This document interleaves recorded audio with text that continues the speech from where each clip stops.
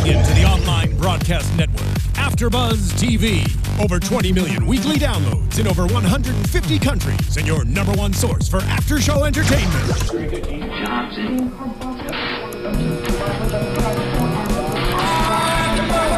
AFTERBUZZ TV, the destination for TV superfans, producing after-shows for over 300 of your favorite TV shows, interviewing celebrities and showrunners, and bringing you behind-the-scenes exclusives. All thanks to E! Entertainment's Maria Menounos, producer Kevin Undergaro, and internet leader Akaman. Now, let the buzz begin! Hello and welcome to a special Halloween-y version of The Ultimate Fighter AFTERBUZZ TV. You said weenie.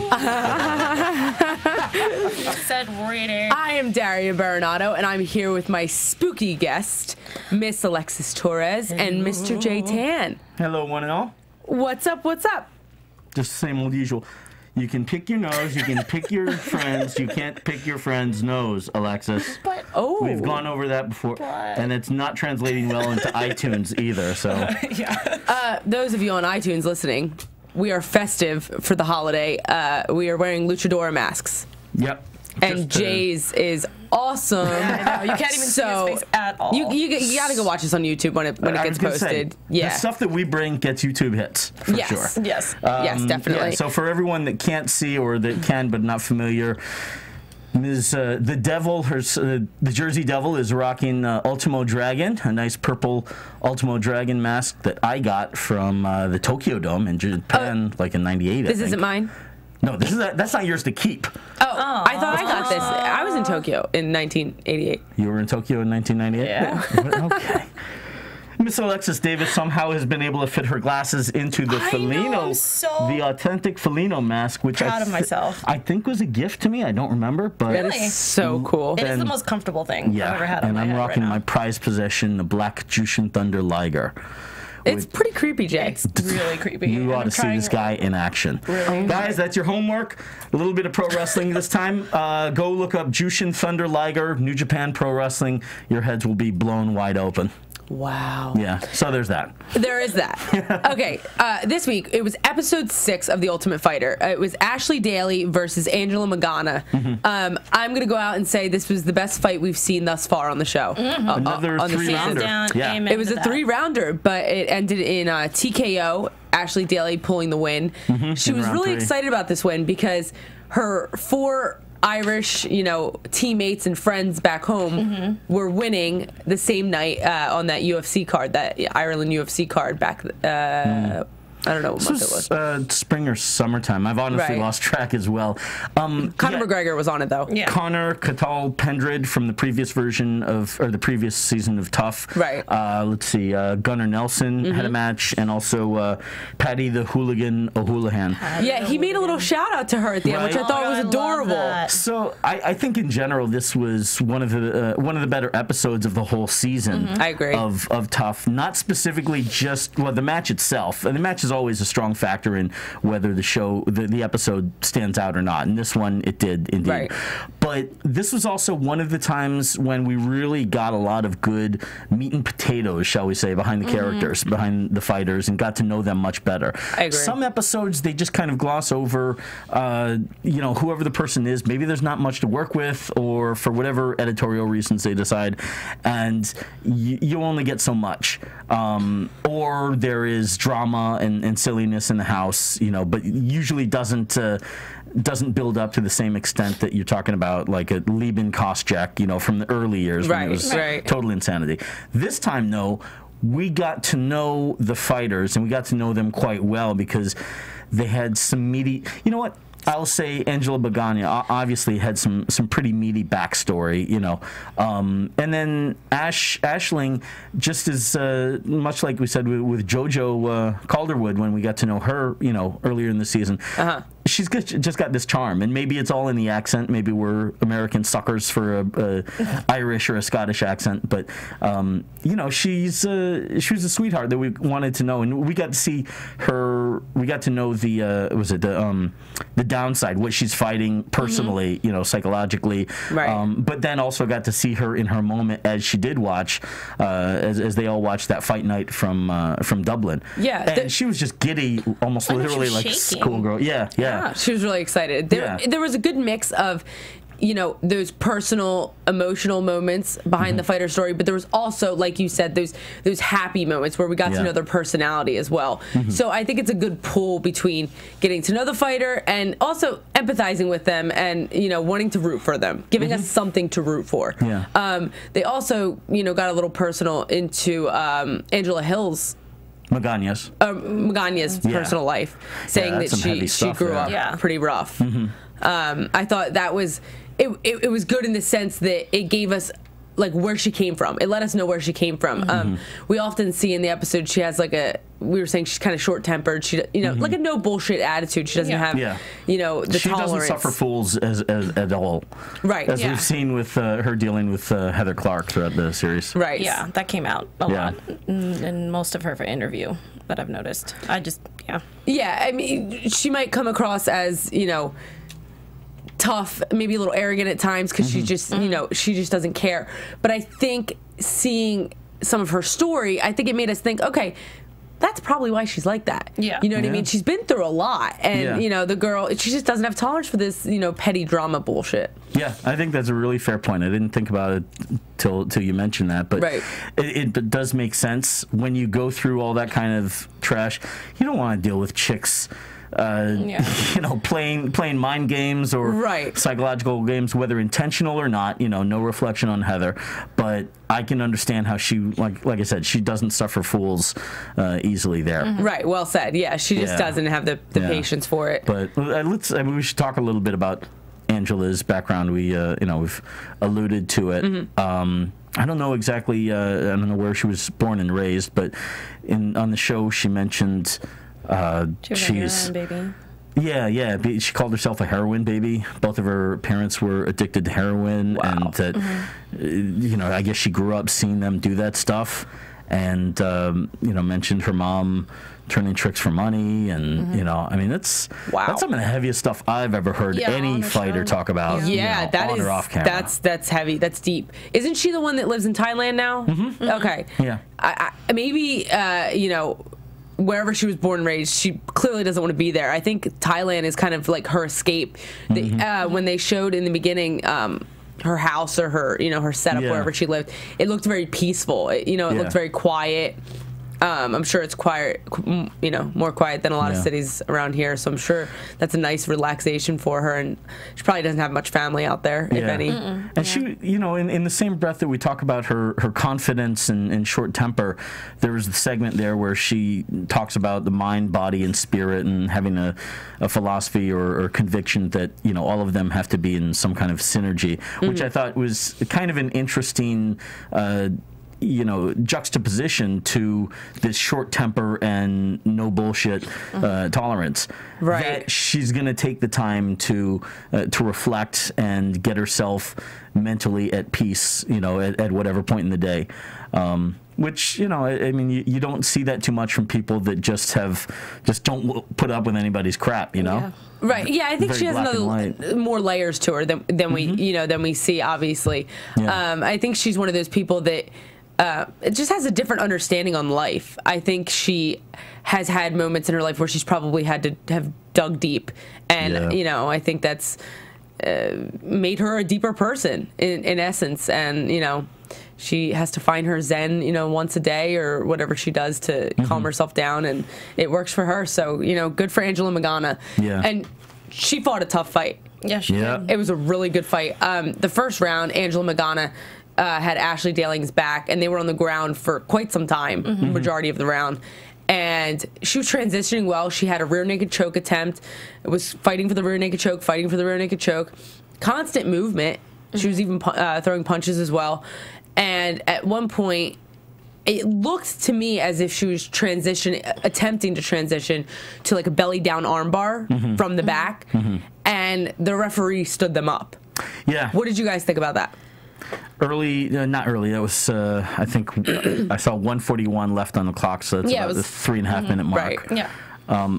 That was a strange stand-up. There was clearly a dominant position. Hooks were in. Yeah, hooks were in. Angela had her hooks in and had her back, and Ash was, if I remember correctly, the position was kind of, Ash was on her feet, Angela was on her back, and Ash was about to almost, she had her in position to kind of drag Angela or shove Angela off of her back. Yeah. You know, dump her on her head rather, right. without impact. Right. So clearly there was action going on there, or at least positioning. They were up against the cage, didn't have a lot of room, and you could see from our angle, which was, you know, a little bit behind referee Chris Taione's position, that Angela was going for something, and you know, I thought it was an unfortunate stand-up. I don't think it should have, it was the right call. I think there was action going on there, even though it wasn't active moving bodies. There was definitely positioning and a fight going on. And it's not like they were stuck there with nowhere to go. Right. Just by gravity, Ash had the possibility of just backing out and dumping Angela on her head. So, you know, I think it was an unfortunate moment there. I think so too. I don't know that it would have ended. It was gone to a finish, though. I mean, they weren't even in that position for that long. Right. Like, I felt like he interrupted it pretty quickly. Yeah, he interrupted it. It seemed like as soon as Ashley Daly was getting close to being dumped. Yeah. Or vice Magana. versa. Yeah. Dumping Magana. Yeah. And I was like, this is a pivotal moment in the back fighting game. You know what I mean? I don't like referees standing people up too often. If they are going to stand them up, it's usually in a case where it's like a wrestler that's constantly wrestling the striker to the ground and just holding them there, which in that case, stand them up. Make them fight, of course. Yeah. But here, I have to say I disagree with the referee's decision. I really didn't agree with it. I thought there was a lot that was going to happen in the next 20 seconds. I thought it was, like I said, a really pivotal moment, and I think he interrupted it. Do I think she was going to get the finish there, Angela Magana? No. I mean, they kind of blamed it on that in the locker room after the fight because, you know, Ashley Daly ended up winning, and, you know, well, he pulled me off her back. You know, I don't know if it would have ended there. Who knows? It's not you know, my spot to say, but yeah, I disagree with it. But we will go into the second round. Yeah. Ashley Daly comes back a little bit. Yeah, and Angela had that round in the bag. Definitively. Absolutely. Yeah. It was just a matter of if she was going to get the finish, and he interrupted it. Yeah. But we don't know. Yeah. So in the second round, though, Angela shot in and for a takedown early on, and Ashley had a fantastic sprawl there. Oh God, that was Defended so good. it really well. Really good. Does she have a wrestling background? Or she mentioned jiu-jitsu. Jiu-jitsu, that's the only one that she it brought was up. beautiful. Wrestling's not huge in Ireland. Yeah, I didn't think so. Yeah. So, you know, she was. I thought she was a bit more aggressive when she was able to keep the fight. Ashley was able to keep the fight standing. She was a bit more aggressive. We saw a lot more striking from both of them, actually. Ashley was aggressive just in throwing bombs, you know, left and right at Angela. Angela landed quite a few as well. It was pretty close. Right. I think Ashley threw in some knees in there from the clinch as well. Yep. And She has an interesting style. Yeah, I was noticing that. Like, I even mean, just from like her stand-up, you know, like her punches are straight and she moves well. Yeah. Not to, you know, critique her technique, but she kind of throws like these they always look like overhands. That's what I was thinking. I thought that it was just me noticing that, but I mean, she was landing them. Yeah, I mean, you look at guys like Chuck Liddell and Diego Sanchez, they don't throw, you know, straight punches all the time, and they definitely land. So, yeah, it works for her, whatever she is doing. So she took over in the second round there for sure. And ended up taking Angela's back. Ashley took Angela's back, and you know, kept her in kept top position there. I think she had. Did she threaten with a rear naked choke? Yeah, she had the same position that Angela had on her the first round. It was the exact same position, fighting for the rear naked. Couldn't get it.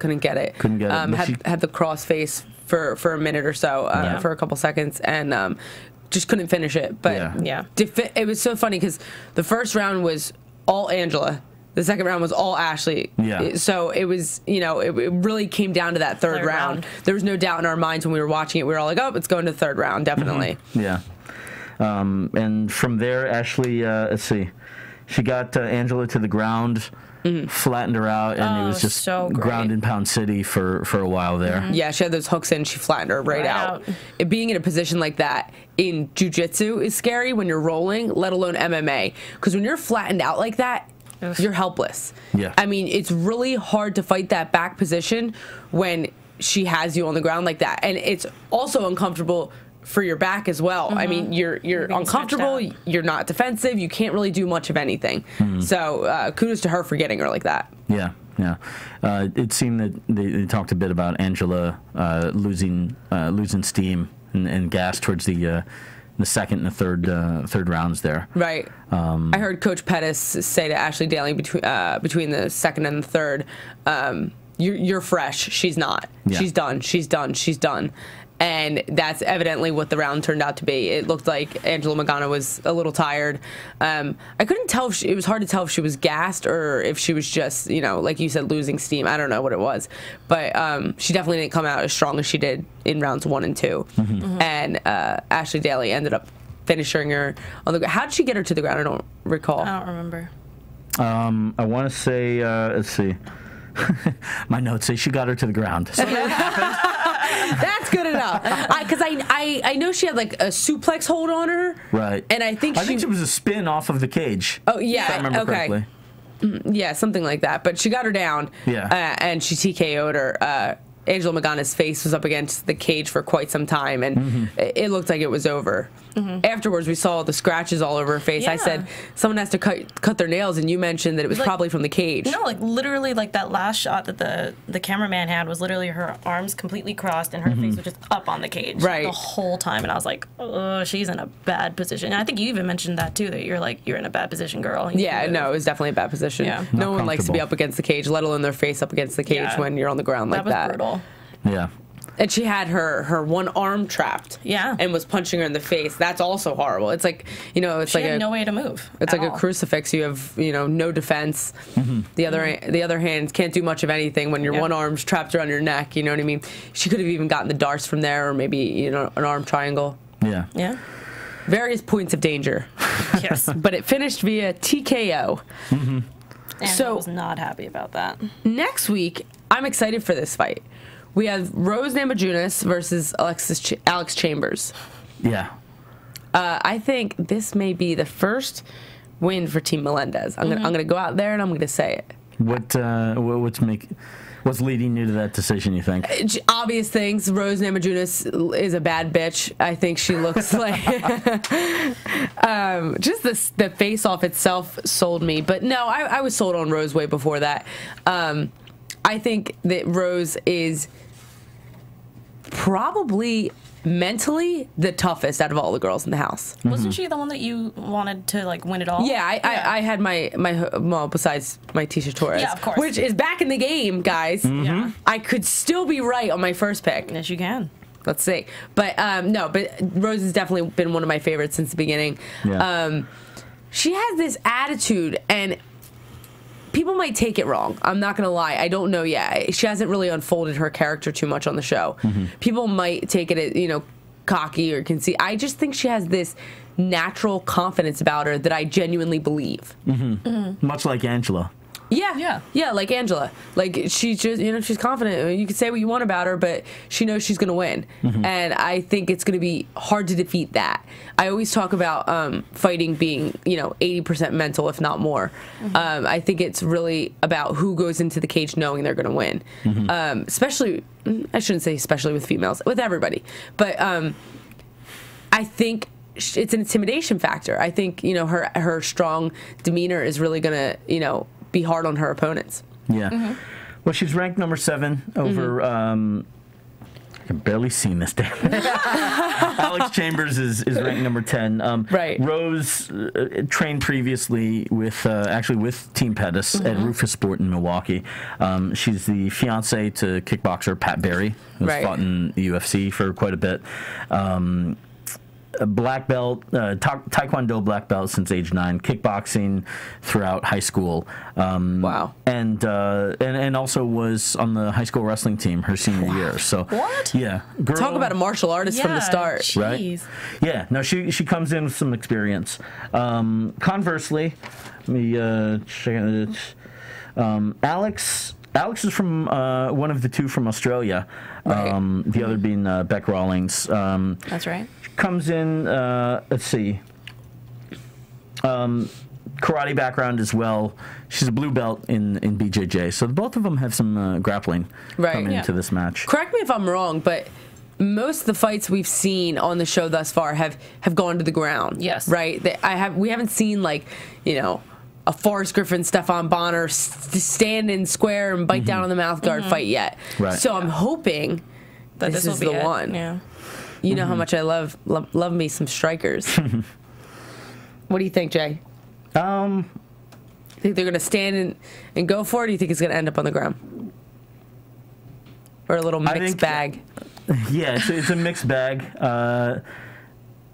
I think that they when you have two high level grapplers, a lot of times they'll stand up. Right.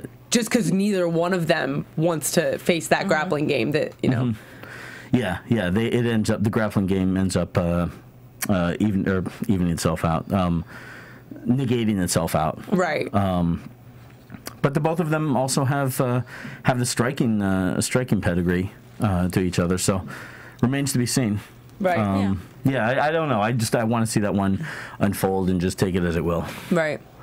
So we'll see. I'm excited. What do you think, Alexis? Who do you think's gonna win? Who do you got? I don't know. I mean, my bet's on Rose because I've seen her fight before, and I knew, like, right off the bat when they announced her that I think this was going to be the end for Team Pettis, at least just for this round. I don't know how they're going to do after, but right. I am hoping, like you said, I'm hoping for a stand-up fight. I've kind of been wanting it, like, since the beginning, right? And I don't mind it being on the ground. I don't know. I personally want to see a really good stand-up fight. Yeah, just mix it up, you know. Yeah. We like to see a little bit of everything here.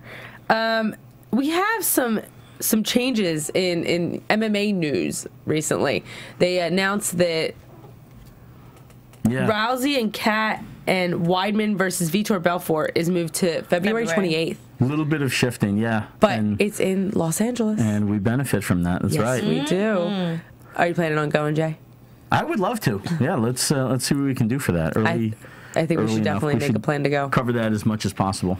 Yeah, I'm excited for that. Weidman, Vitor Belfort. Wow, that's a matchup. What do you think? Chris has got to get tired of. This was something we were expected to see in a month or two, right? In early December, and then that got moved. Right. The injuries bug that the UFC is facing, throughout this year continues to plague and shift around cards. So, so now that it gets bumped back a little bit more. I would put my money on Weidman. I think is the conventional wisdom. I believe this will be Vitor's first fight back off of TRT. Yeah, it will be. And Weidman has faced the top the top guys, certainly some of the top Brazilians right now in Machida and Anderson Silva. Definitely. And I don't think that Vitor will bring anything more that Chris hasn't seen in those previous 3 fights, fighting Machida and Silva. Right. I think this is almost like not a standby fight, but he's, like you said, he's definitely faced better in this aspect of the sport. Like, he's gone against 2 top-level Brazilians, one who, was unbeaten until him. So, well, not unbeaten in the octagon, as Joe Rogan says.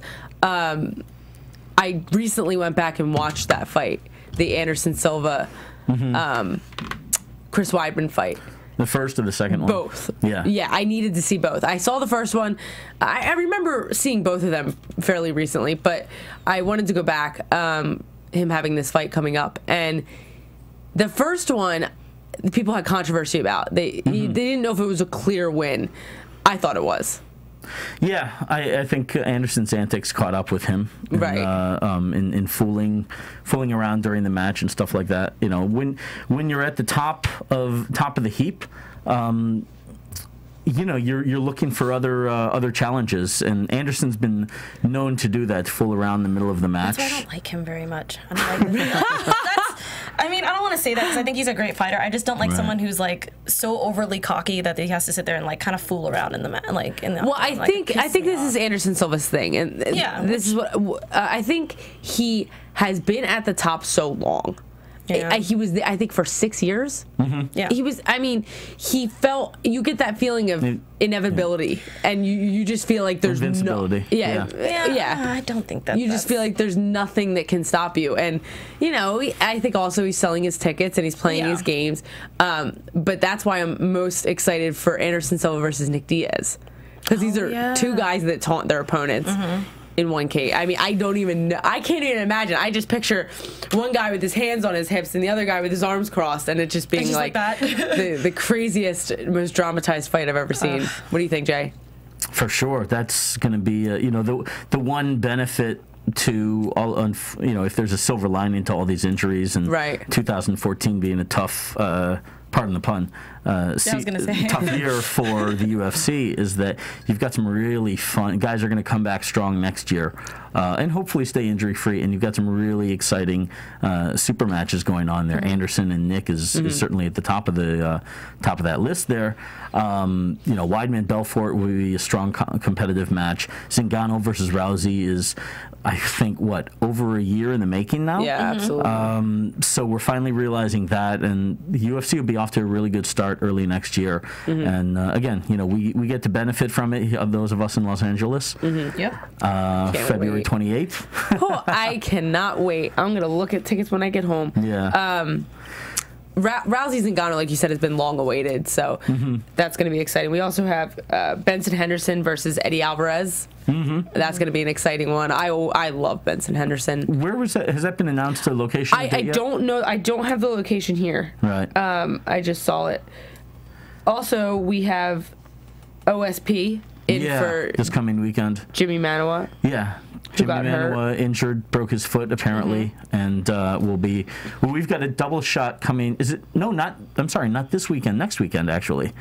The following weekend. Is it? Okay. This is Halloween weekend. Yeah, so the 8th. There's nothing. November 8th, we'll be covering the double shot between, well, now it's OSP versus Shogun from Australia. I'm sorry, not Australia, Brazil. And then Luke Rockhold and Mike Bisping. That's going to be a fun one. Yeah. People have been. I feel like MMA fans have been asking for that one for quite some time now. Yeah. I know George Hermosa has been. He was so excited. Both guys have been building that one up. There's quite a lot of bad blood between the two of them, and that'll take place next weekend in Australia, and so we'll be covering that one. So yeah, we're about to get underway on the several weeks of some strong matches here. We're about to get underway down under. Going back to the Ultimate Fighter, though, as Jay always says, bringing it back to bacon. I'm excited to see Beck Rawlings fight. Yeah. I mean, you have Beck Rawlings versus Tisha Torres, right? Tisha Torres, you know, very well-known striker. Amazing. You know, she's known for axe kicks and, you know, just crazy Taekwondo style kickboxing, Muay Thai stand-up against Beck Rawlings, who is ferocious. I remember her from she filled in for a fight against Carla Esparza for the championship in Invicta strawweight championship. On a couple days' notice. I think we talked about that before, and she held her own. I mean, she by no means got beat up by the #1 seed Carla Esparza, which you know would have been expected to be, you know, a wiping of the slate, but she held her own. And the one thing I noticed about her is that she's tough as nails. She's one of those girls that you hit and she doesn't back up, she doesn't blink, she doesn't parry, she just stands there and takes it. And I love fighters like that because it's so hard to gauge when they're hurt and when they're not. She took advantage of the opportunity in that match against Esparza, and you know, I guess the question becomes, does she hit on the right day in this next match? Right. For Tisha Torres, it's, you know, in a lot of ways for Tisha, this second opportunity is similar in some ways as Beck's opportunity against Carla. Beck had the opportunity. She jumped at it and made the most of it. All right. This one, Tisha has lost already. She's learned from her mistakes. She has a second shot. She should realize, I would think, that what an opportunity this shot is to be able to come in and fight for a second time, stay in the tournament. Absolutely. And so, perhaps she makes the most of that. With Beck, she's been building up to her fight, and there was the opponent switch when Justine Kish had to pull out. So does that play a factor? And again, keep in mind this is this is a 6-week shoot. Beck had been focused on one person and the switch. Right. Does that play a factor for Beck? You know what? It could, Jay. Sometimes I've heard fighters say that they prefer that because some people overthink it so much. They study their opponent so much that they go in there thinking. And I don't think, in my opinion, I don't think it's ever good to go into a fight thinking. As weird as that sounds. It's something we practice day in and day out, and it's something that should be muscle memory by the time we get in there. Of course, there's thinking involved and, reacting, but I think it should be just that, reacting. And sometimes when there's a last minute, opponent switch, you kind of just go in there and you're like, oh, now I just got to fight. I can't be worried about, the fact that she's a wrestler and I should be working on my wrestling. It's, the fight's tomorrow or, a week from today or whatever the case may be.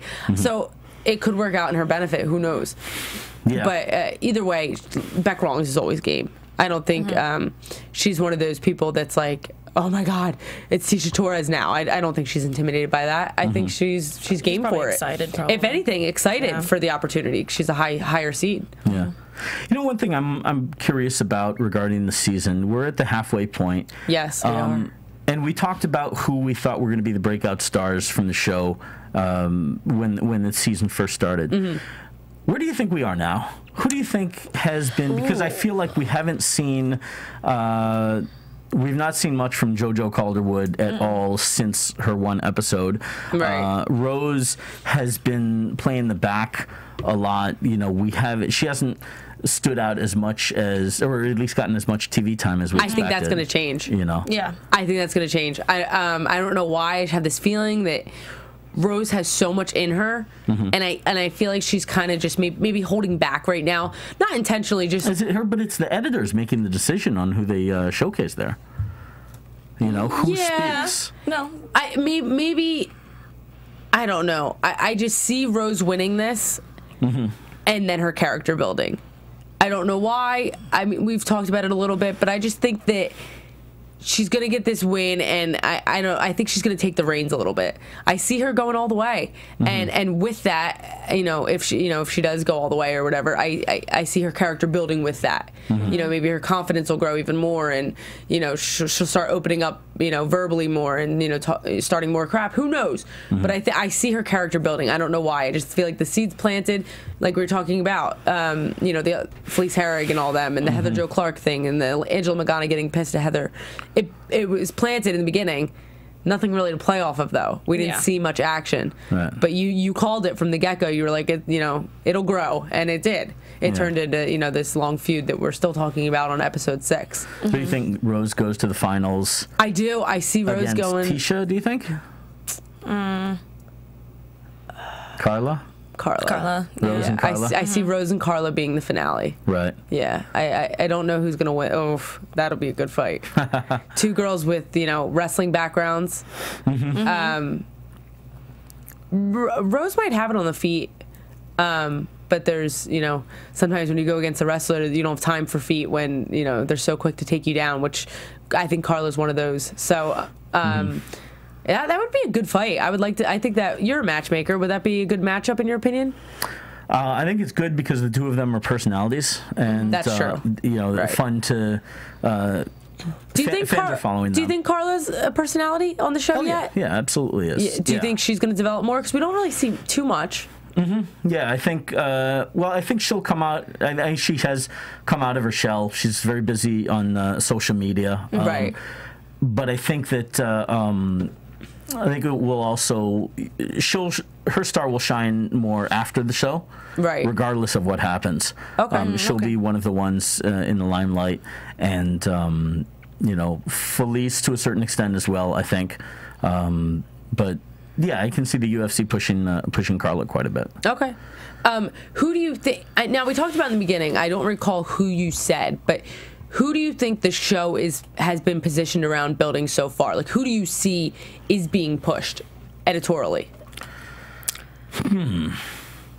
Because you see Heather, but then she has the injury and then she lost. Right. Yeah. Heather is almost like the anti-hero. Right. What do you call it in wrestling? The heel and the... Yeah, I wouldn't put her into a heel category, although I think the fans will make her a heel. I think the fans may take to booing her, unfortunately, whether it's deserved or not. But in some ways, Carla, Felice, I think my vote would have been Felice. Yeah, I think people realize that Felice is going to make... she sells herself. So it's just a matter of giving her camera time, Right. Yeah. And making sure she puts on a good fight. Just to go coincide with the great personality. Yeah. I think the fights, if we're breaking down girls by their biggest merits to what makes them a star, JoJo and perhaps Ash as well, those are the two that are going to where their matches will speak for themselves. Okay. As opposed to them being, the loud, that gregarious and engaging. Gotcha. Yeah. I think the accent will get them over. Right. Well, that's a great point. I like that you said that. You have to have one or the other. You have to have the amazing skills that speak for you, or the amazing personalities that might suffice for some of the skills that you lack. I mean, not to say that you can't have both. We definitely have double threats on the show, possibly triple threats in the game, but I think you definitely need to have one or the other, or you want to be on the Ultimate Fighter. Because I think it's building the stars. It's so weird, though, the dynamic that I'm seeing. Imagine these girls in a couple months when there is a title holder, and now all the same girls with an additional 3 that weren't on the show competing for that belt. That is so crazy to me, in a good way. I mean, you now have, we all just lived in a house together for, over a month.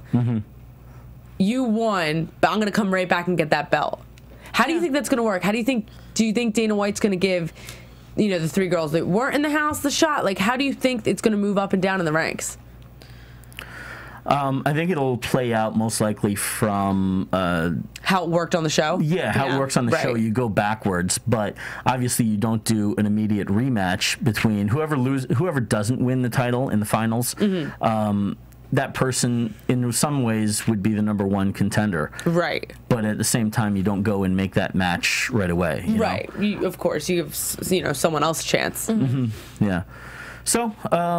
That we will see some rematches. I mean, we're seeing. Ironically, we've only seen one rematch in this whole this whole season so far. So far, yep.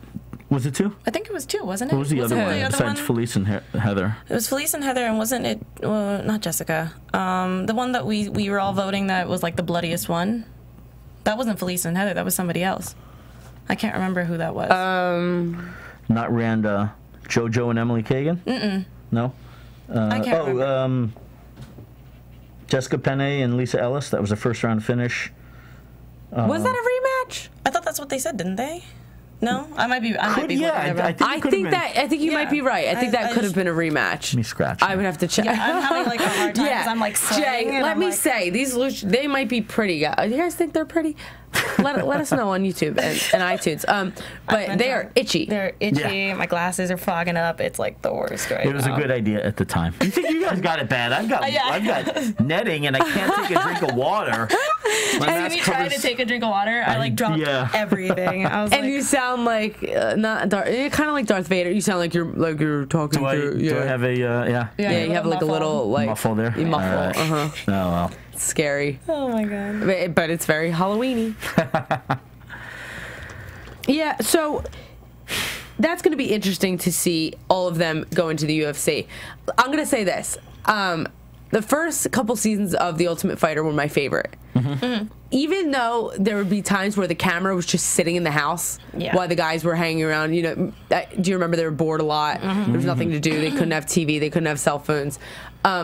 It was just so real to me. It seemed very real. Like the guys dealing with the fact that they're living in the same house as the guy they're fighting.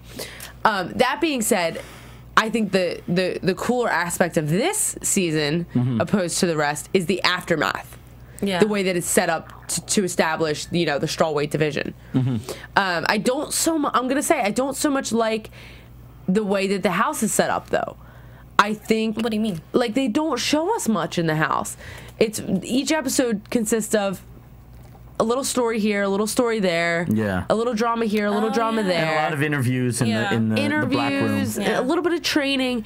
The old one, I would watch an episode, I would see what they were doing in training specifically. Like, you would see, oh, that guy just did 10 burpees or whatever it was, which was interesting though, because you were like, you got to see Chuck Liddell's style of training, or Randy Couture's style of training, which us as MMA fans have idolized them for years. So seeing how they train, or how they would train people under them, is genius. I thought that was so interesting. Yeah. Another thing that we saw that we don't see here is the weight cut.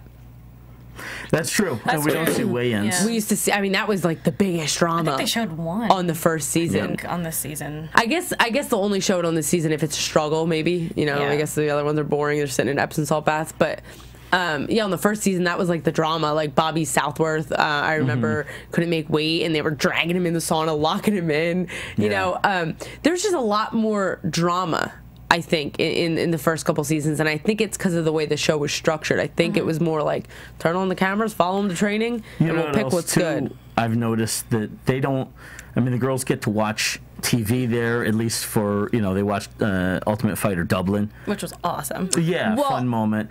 They took them to watch the fights on the first season, too. True, yeah. Felice has a camera there, so presumably they're allowed cameras. Oh, that's true.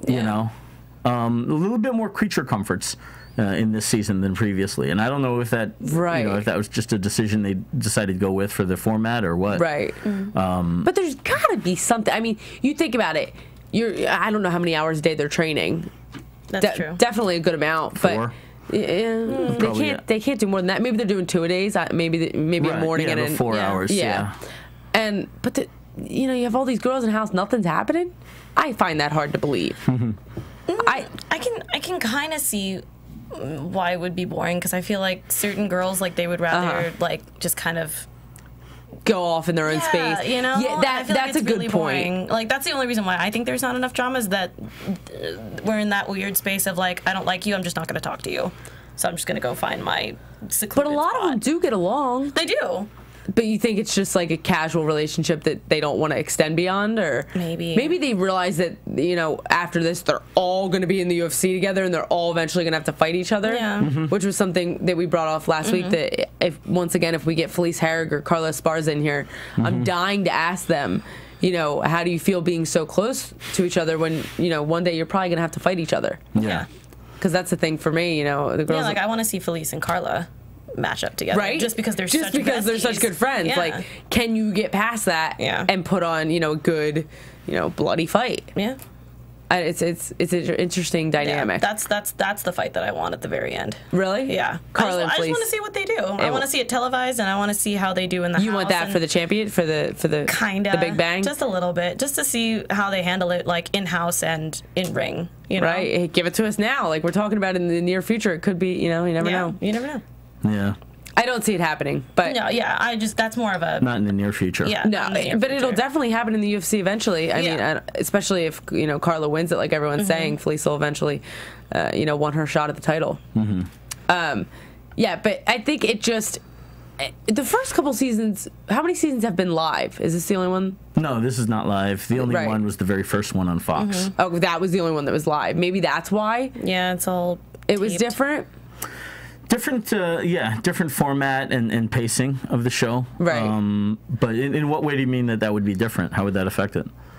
I don't know. Compared to this one, at least. Yeah, I don't know. I'm just trying to figure out, what has changed in the formatting to make it, such a different feel when you watch it. Like, it honestly feels like I'm watching 2 different shows, you know what I mean? Looking back at the old seasons to now. There's the maturity of the fighters as well.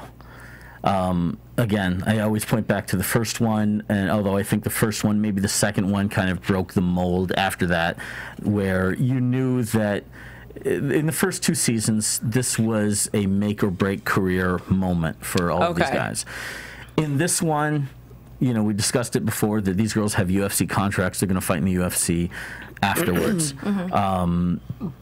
The way the sport is, people come back to the UFC. The UFC is the creme de la creme. Right. And your chance to get in there is a matter of if they need you and are you at the top of your game and they can bring you in.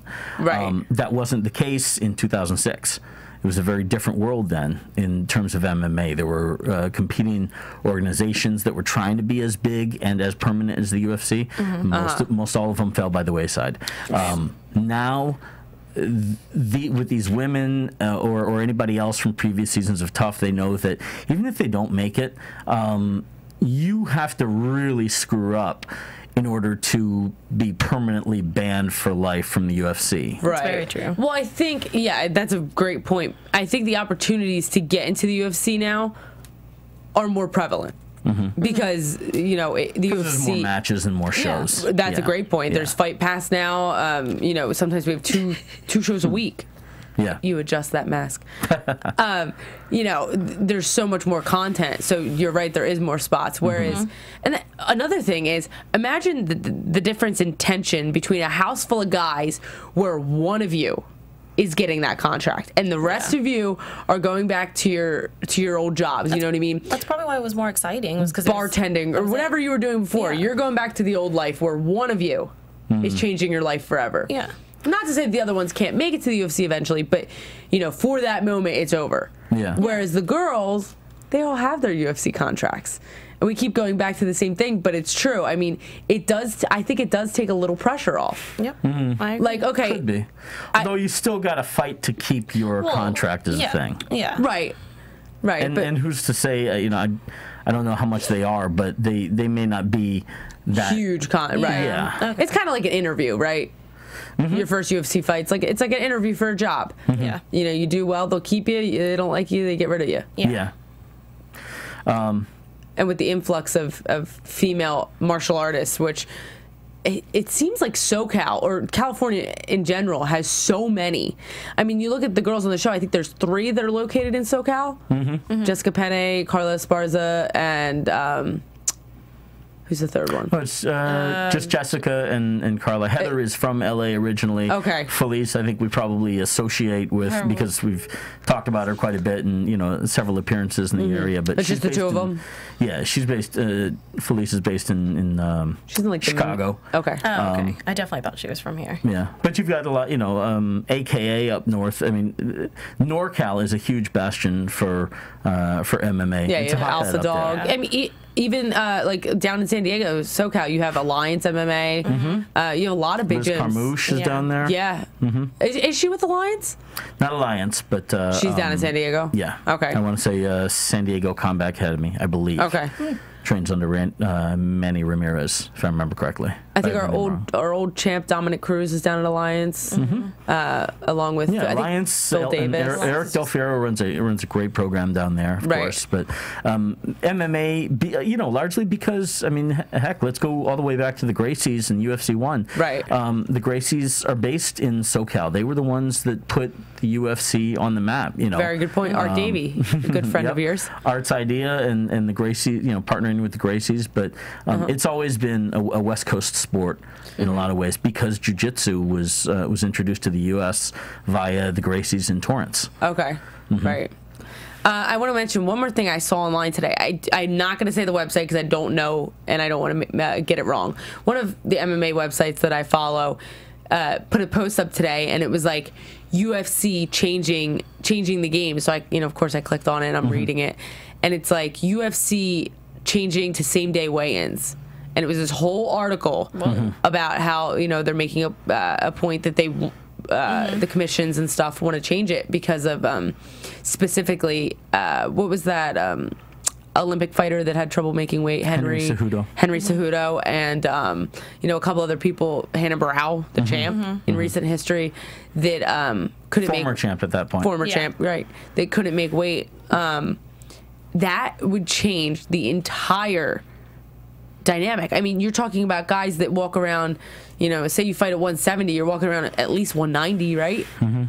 They would have to fight it would move the weight classes. You know, it's part of a much larger conversation, to be sure, but you know, same day weigh-ins are something that has been played with. Amateur MMA here in California does same day weigh-ins.